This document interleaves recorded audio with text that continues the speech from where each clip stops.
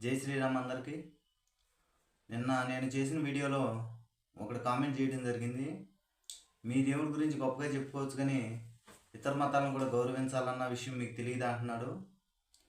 ఇలా ఇతర మతాలను గౌరవించి అన్ని మతాలు ఒకటే అనుకోవడం, వీటి వల్ల మన మతానికే కీడు సంభవిస్తుంది. ఇన్నాళ్ళు మన దేవుడు వినాయక చవితి ఊరేగింపుకు కూడా క్రిస్టియన్స్ పాటలేసిన సందర్భాలు చాలా ఉన్నాయి మా చుట్టుపక్కల గ్రామాల్లో. వాళ్ళు ఎక్కడన్నా క్రిస్మస్ నాడు కానీ వేరే పండగ నాడు కానీ మన దేవుడి పాట ఎక్కడన్నా వేయడం చూసారా? ఇప్పుడు వాళ్ళు మనం ఫ్రెండ్స్ కలిసి తిరుగుతాం, చేస్తూ ఉంటాం. వాళ్ళు ఏం చేస్తారంటే మన పాటలప్పుడు వాళ్ళు వేపిస్తారు. వినాయక చవితి, దసరా ఇలాంటప్పుడు అసలు వేసే వాళ్ళకి బుద్ధి ఉండాలి ఫస్ట్. అంతేకాకుండా వీళ్ళు ఏదన్నా చెప్పని మన దేవుడి మన గ్రంథాల్లో ఉన్నాయా అక్కడ ఉన్నాయి అంటారు.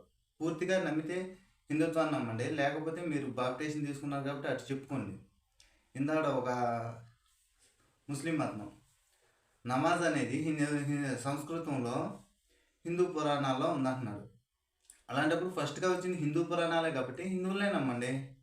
మళ్ళీ మీరు అటు క్రిస్టియన్సీ పక్క నుండి ఇటు ముస్లింలు ఖురాన్ చదువుకుంటా మా దేవుళ్ళ గురించి ఎందుకు చెప్తున్నారు? ఫస్ట్ ఏదన్నా ఒక క్లారిటీతో మీరుండండి. అంతేగాని మీరు మసీదుల్లోకి వెళ్ళాక హిందువులు పురాణాల గురించి వీటి గురించి చెప్పుకోవాల్సిన అవసరం మీకేంటి? ఇంకెప్పుడు మా ఆటలోంచి కాపీ కొట్టుకుని మీ ఆటలో ఉన్నాయని చెప్పుకోవడం, మీది మా దాంట్లో ఉందని చెప్పుకోవడం, ఇలా మత మార్పిడి చేయడం ఇంకెప్పుడు ఇదే పరిస్థితి. మారరా? అన్ని మతాలు అన్ని కులాలు ఒకటే అనుకోవడం, ఇట్లా చేయడం వల్ల వచ్చిన తేడా ఏంటంటే, కులాలు కాదు మతాలన్నీ ఒకటే అని మేము ఎప్పుడైతే అనుకున్నామో మాకు అప్పుడే తేడా పడింది. ఇంకా హిందువులు అనేది అన్ని మతాలు ఒకటి అనుకునే ప్రసక్తే లేనే లేదు. మా హిందుత్వం మాది, వేరే మతాలు మావి కాదు. మాది మతం కాదు, ధర్మం. అది గుర్తుపెట్టుకోండి. ఇక్కడి నుంచి ఏ హిందువైనా సరే అన్ని మతాలు ఒకటే అన్న మాట బట్టి తీసుకురావద్దు.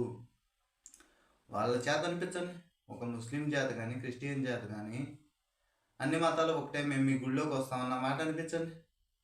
మన వాళ్ళ కాదు గొర్రెలు, మన హిందువులు గొర్రెల్లా తల ఊపుకుంటా వాళ్ళ చర్చిలకి మసీదులకి వెళ్ళడం జరుగుతుంది. ముందు మనలో మార్పు రావాలి.